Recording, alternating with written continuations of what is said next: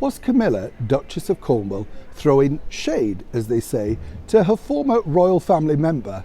Who? All right, Meghan Markle. Hi, good morning, Neil Sean here in the heart of London. Nice to see you today, as ever. Wonderful to have your company. Welcome, one and all.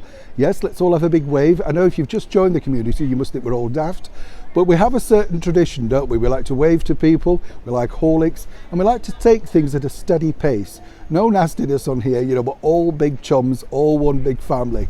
And as ever, it's lovely to welcome you all on a serious note. Now, this particular story is a little cheery for me, in fact, because finally, as you know, Camilla took the reins of her latest, role. She's going to become the brand new patron of the National Theatre in the very heart of London. Now, I'm going to be honest, I don't go to the National Theatre. It's way too posh for me, way too expensive. But I now may be tempted simply because of Camilla.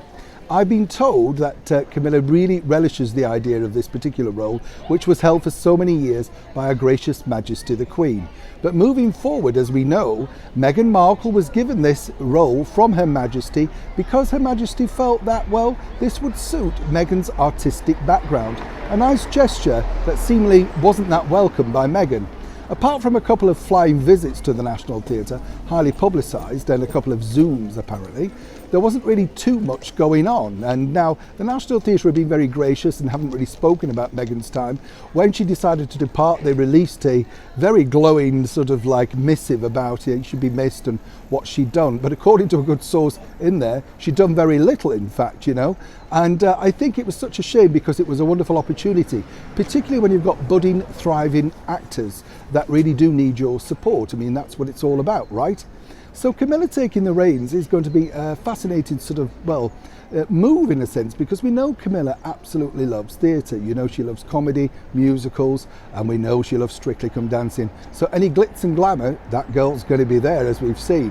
What's interesting though, she did point out to the artistic director, well, we were all there, let me point out, that she would be doing something slightly differently. She wanted to become very hands-on, not just a background person, not just one that makes fleeting visits. You get the picture?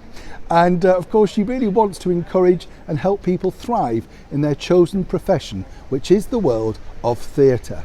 Now, I for one, you can read this any way you want, but I for one felt it was a very nice and, shall we say, underhand dig by Camilla. She was very sweet about it. She just wants to be involved. She doesn't want to be a background person. I have to say this about Camilla. Whatever charity she gets involved in, she thoroughly does get involved in it, That's the deal. I think that's why people actually like her being part of their organisations.